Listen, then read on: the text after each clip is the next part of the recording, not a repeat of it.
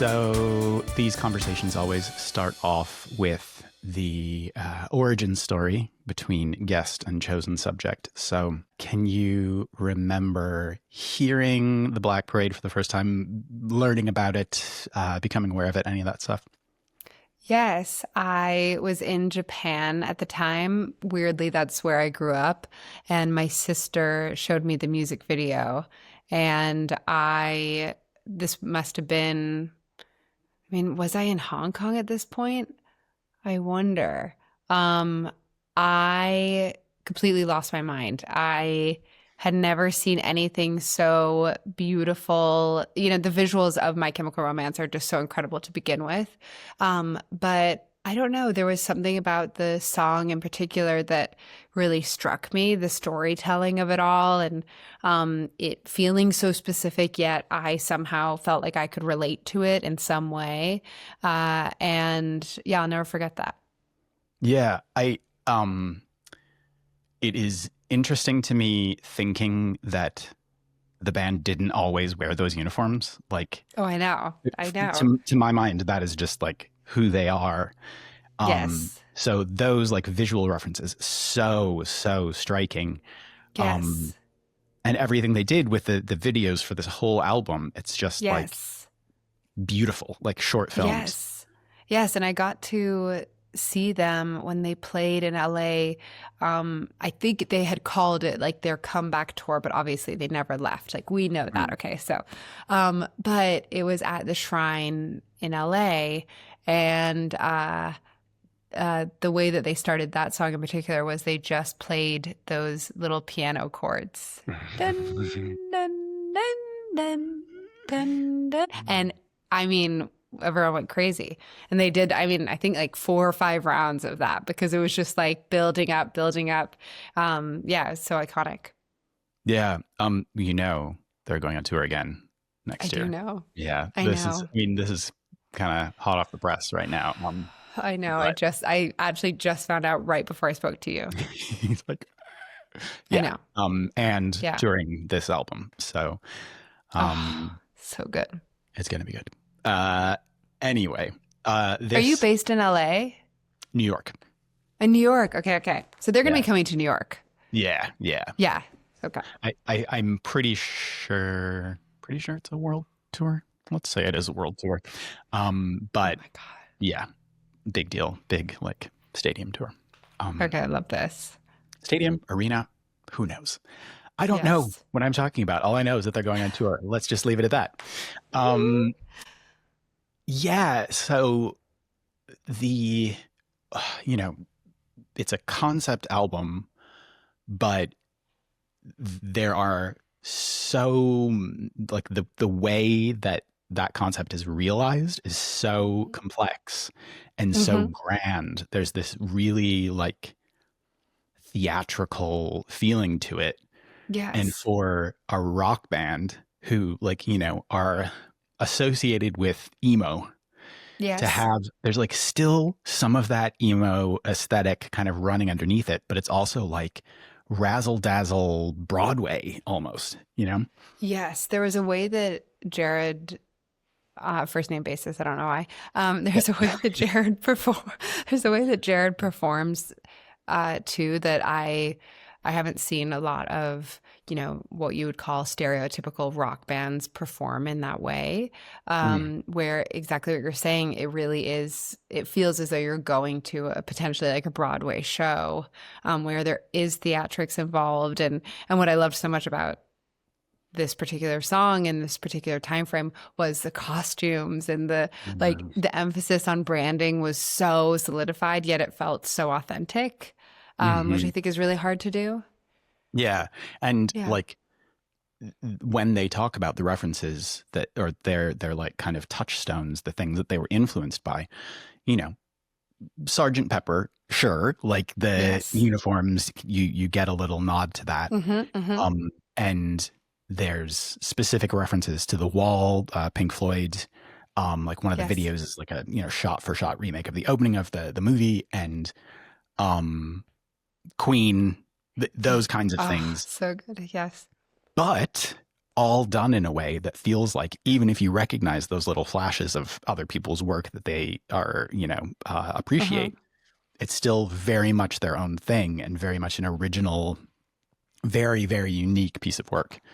Yes, there's this amazing book called Steal Like an Artist by Austin Kleon. I don't know if you've ever read it.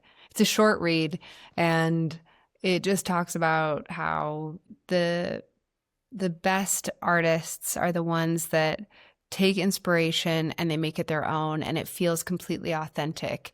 And because no matter what, we're going to be inspired by things, whether it's things that we grew up on or things that we're super drawn to that motivate us to be artists.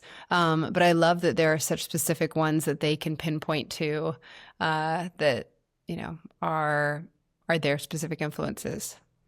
Yeah. And it is, the idea that any artist would, can live in a vacuum and not be influenced by other people. It's like, Yes. it's part of what makes art amazing to me, is that it's like this lineage. There's, generations of people who have come before you who have, their work has built up to what you are creating, and you still Yes. are putting your personal stamp on it. But,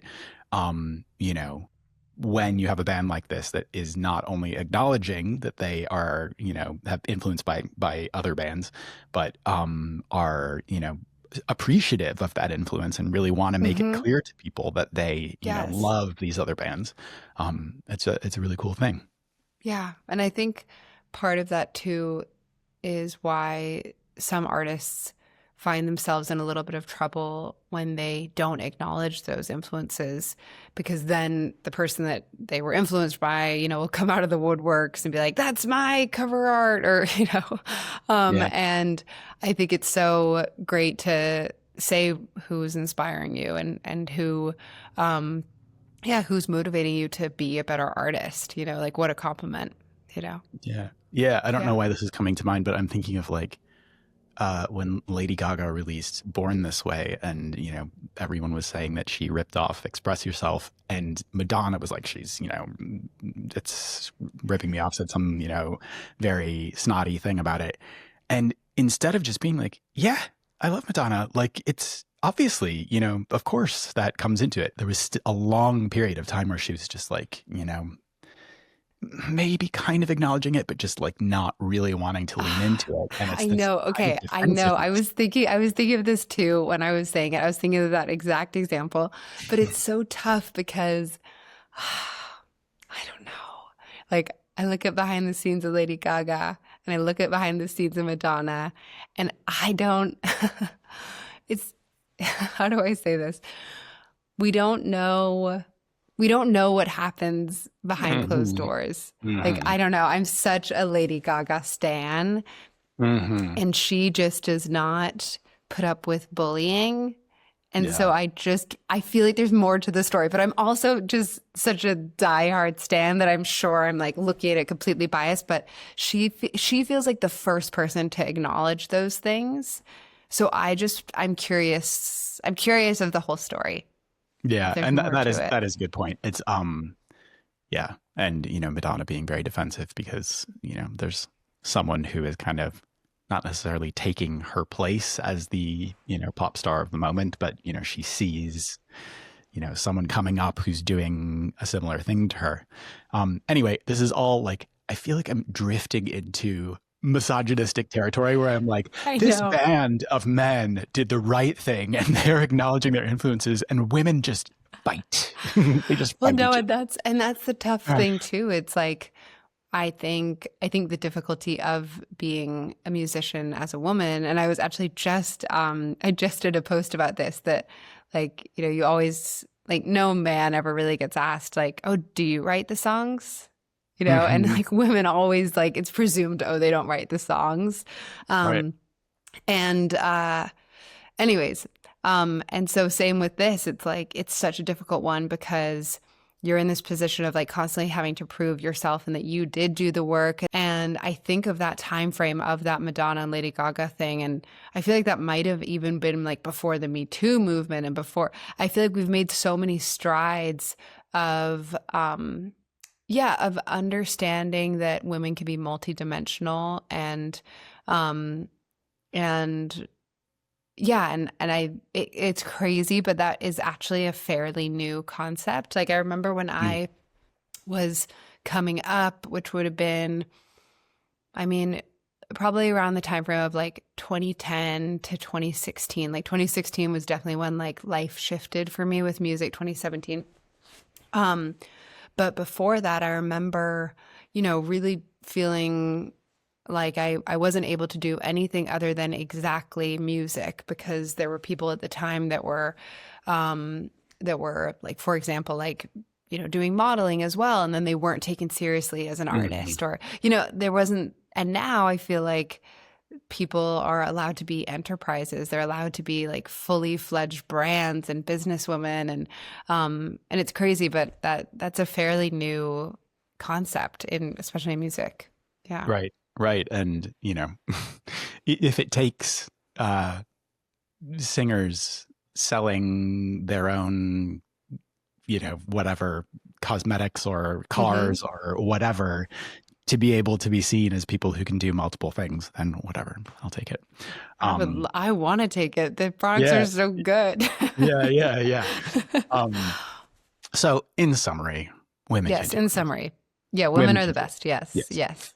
Um, but with My Chemical Romance and with this album, it's like I think Hmm. there is a kind of theatricality to emo music, to a lot of rock music anyway. I Uh-huh. mean, you think of like Kiss or something where it's like Uh-huh. this really, even if it's supposed to be kind of macho, it's also like super camp, really like Yes. over the Especially at top. that. Ah, yes, yes, yes.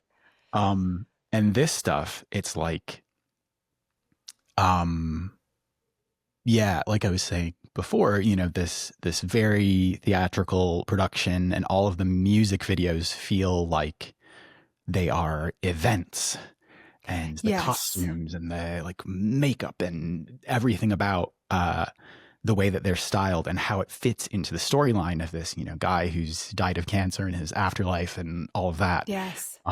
It's so specific and so well thought out. I don't know if you remember the Fueled by Ramen YouTube channel, but they're now a like sub label or something. But it was Panic at the Disco, Paramore, and My Chemical Romance, and Hello Goodbye, and I mean all these skinny jean wearing people, and the music videos. To your point, yeah, were such a moment and such an event, and it's really interesting because I feel like with this particular song and this particular era, it felt as though they were trying to step outside of maybe a genre or a moment in time that they were in.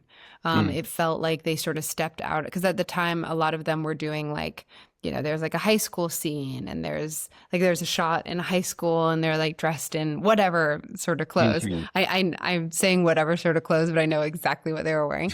Um, I'm just thinking of like the I'm Not Okay music video with like Misery Business by Paramore.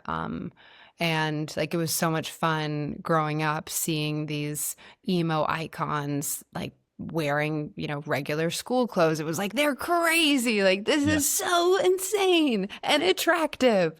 Um, and yeah, and with this particular um branching out of sorts, it felt like that. It felt like they were trying to do something different, trying to elevate their sound, trying to elevate the visuals, and yeah, and maybe step outside of what they had done before and what their peers had done as well.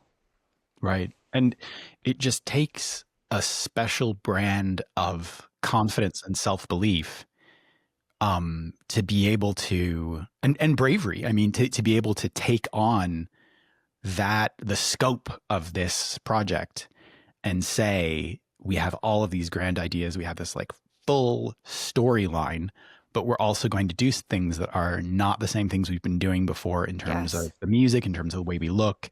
And that can be really scary when you've had some success. You don't want to like completely alienate your fans. You hope that they come along with you, but at the same time, you can't be beholden to those fears Mm-hmm. throughout your life, or else you're not going to be able to push yourself forward, and you are just going to be repeating the same things because you don't want to rock the boat. Yes. Another great band that I feel like did that at that time was Good Charlotte Mm, as well. Um, the songs that they started with versus the songs that progressed over their career. Um, yeah, I think that is I'm someone I don't even smoke weed, but you know that thing that's like dream rotation blunt or mm, whatever. What is mhm. that thing? Do you know what that is?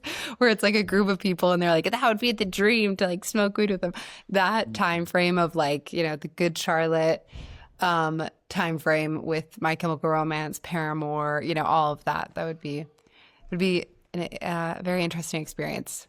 Yeah. I guess you can revert back to the older version of like the dream dinner party if you want to. If you True. want to have, True. you There we know, go. There yeah. we go. That's classy. That's beautiful. And then, Yes. if you invite people and they want to smoke weed, fine. But, Yes, exactly. you don't have My baby and husband are here. They brought me to. coffee. Aha. Okay, one second. See you later. Bye. Good luck with your interview, Mama. Thank you. Bye. Oh my gosh. Ugh, too much. I know. I'm obsessed. As I'm talking about weed. Like, Yeah. here's my child. Oh gosh. Sorry about that. No, never apologize. Sorry, but also not sorry that you got Yeah. to see a lot of cuteness. Yep. Anything Yeah. cute is, Yes, anything cute. yeah, Yes. very welcome here. But yeah, like, it is interesting as well talking about like the perception of masculinity at that time in Oh my God, rock yes. music. I read a review of this album that was talking about like the influence of, they could hear Queen in the album and said, so it's kind of like Bohemian Rhapsody. And I was like, this is the least bro-y band I can think of. Yes. And I know what they're trying to say is like, it's a modern day version of this music, or, Yes. it's their spin on it. And it's just, trying to be cute.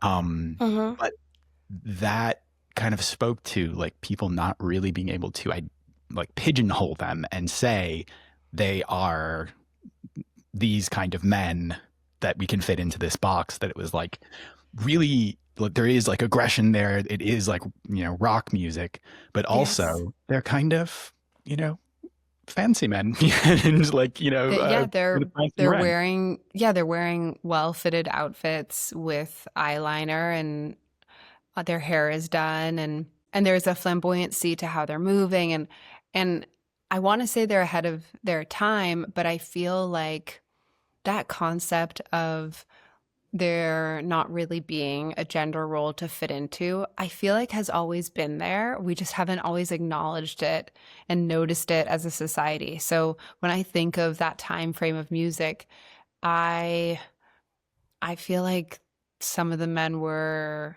wearing all sorts of things that now are and I'm sorry, I'm rambling, but I just want to say really fast. I think Jared Way spoke out about in the last tour. He said that he never really identified with this concept of being a man and what that means. And it's really interesting to look back at his work, because I think that's part of why it was so inspiring to see, because it didn't feel as though it was gender specific. It didn't, and I think that's why it also had like a large female fan base, because we didn't feel isolated in a strange way, or like as if we weren't safe, and it's really interesting.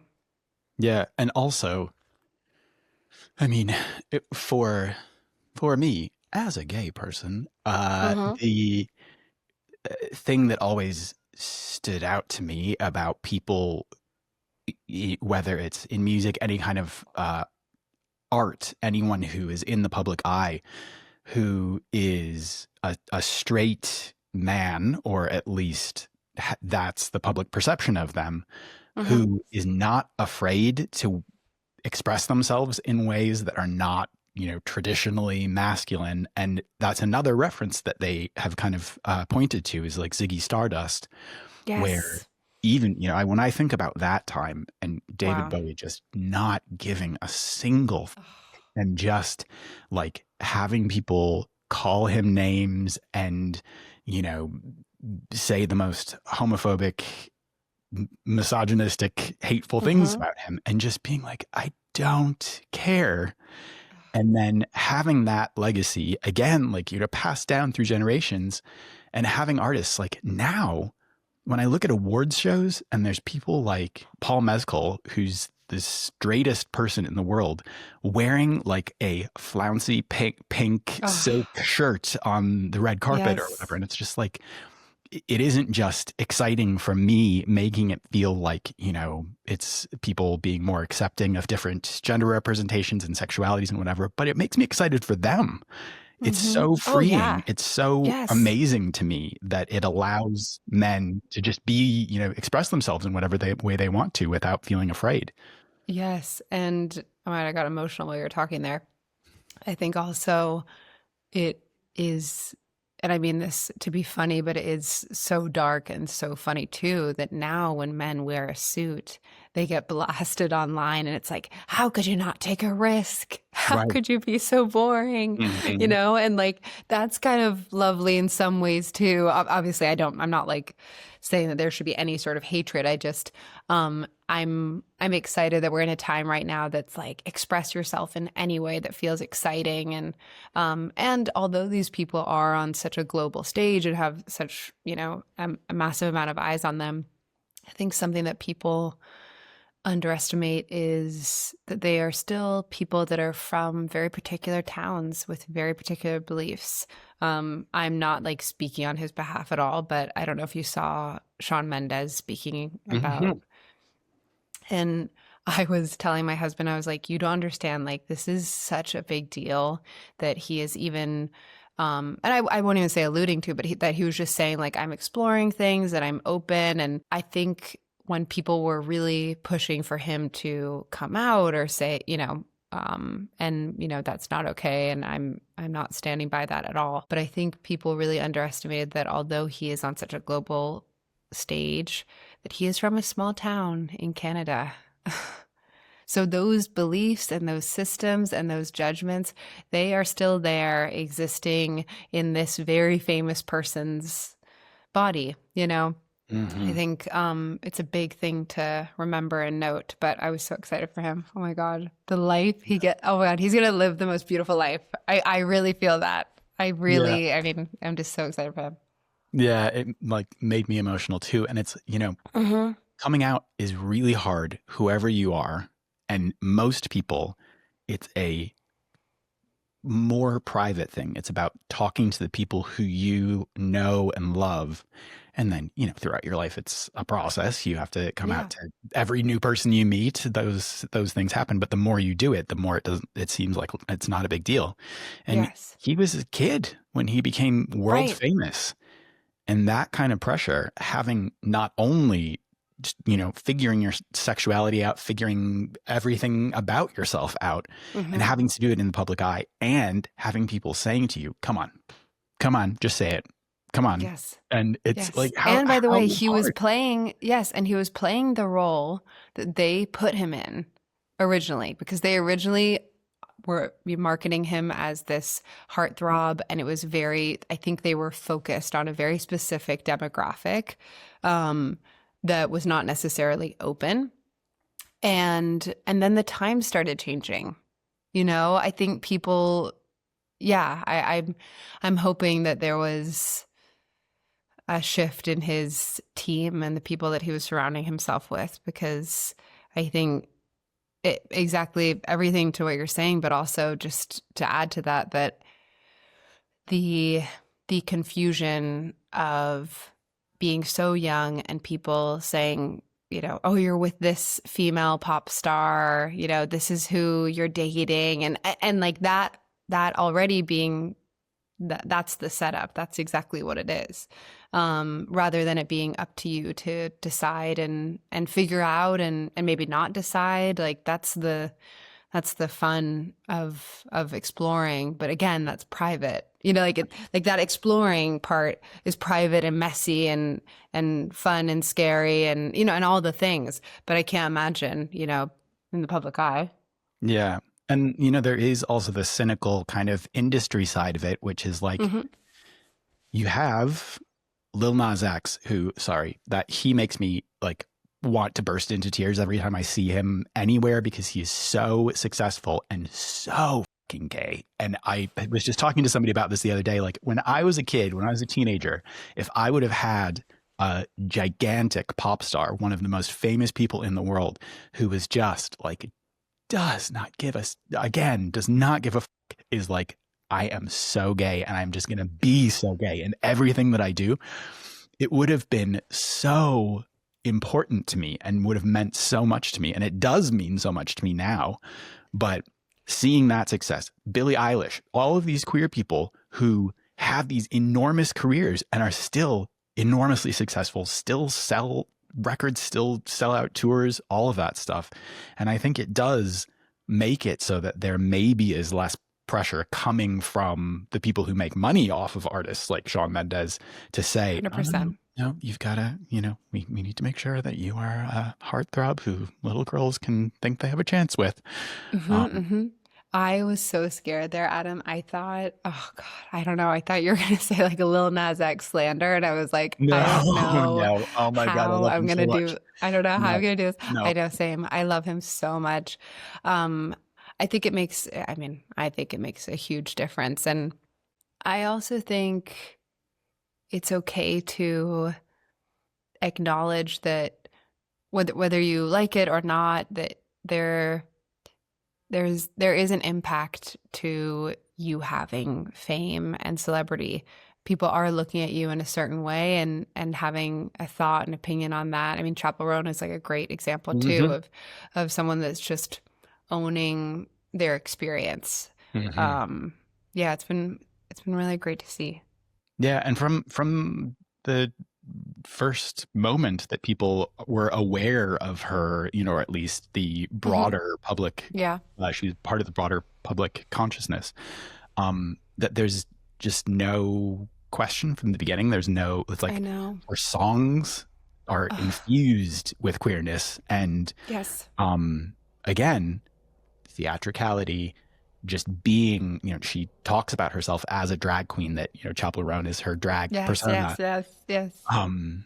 And bringing it back to My Chemical Romance, it isn't, you know, these are, again, ostensibly straight dudes who they still have that kind of, you know, camp, almost, it's not draggy, but it is like, again, that razzle dazzle stuff that's just proper showman. In the great, and as someone that has performed, you know, I've performed their songs, I will tell you, any drag queen could do what I do. Like, you could walk into any drag club and they would be able to perform it in the way that I did and with the same mannerisms, and there is a theatrical element to it, for sure, and not just an element. I mean, it's a big, it's a big part of all of it. Yeah.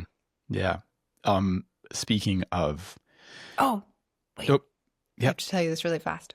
Go. I was just thinking of, speaking of Lady Gaga when she was coming up, I feel like that's a crazy example too of, remember, every interview they would be like, do you have a penis? Like, you do. Like, we know you do. And she was just like, have you seen that interview where she with Anderson Cooper?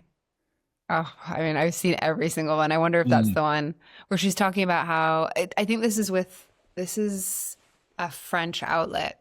Oh, okay. And she's just saying, like, if I were a man, you would be like shaking my hand and like lighting a cigar with me, and calling me a rock star. But because I'm a woman, you are sitting here questioning that I had, you know, multiple men in my music video. Yeah. Like it's Hmm. just a totally, anyways, it's just interesting thinking of, how much times have changed. And I mean, although she had worldwide fame and all this stuff, the interviews were like quite horrible to see how she Hmm. was treated, because people couldn't put her in a box and Yeah. it scared them, at the time. She is such a fucking boss. And the way she handled those interviews, Oh, as for someone who is like, you know, had limited experience on a global stage, that interview I was thinking of is Anderson Cooper's like, oh, so there are rumors going around that you have a penis. And she goes, maybe I do. yes, that's What what it if I was. did? Yes. Would that be so bad? And and just Yes. like no time for his bullshit. Yes. So yeah, It's so she's another good. one. So Oh, yes, it's okay. I mean, Last part on it. no, But that think is of not how ahead of the game that was too, with just like she's always been so embedded in the community. And just thinking of how many trans people have spoken out about how inappropriate it feels to be asked about their genitalia during a Mhm. professional interview Right. and being asked about how far they are in their transition. And they potentially don't even want to transition like in that section of their body. And just thinking of like in a weird way like how hugely respectful that was to how inappropriate the question is Mhm. to that community just makes me feel so proud of just ahead of the game. Yeah, like Katie Couric Oh, had what's her I know. name I from Orange know. is the New Black? I'm blanking on her Laverne name. Cox. Yes.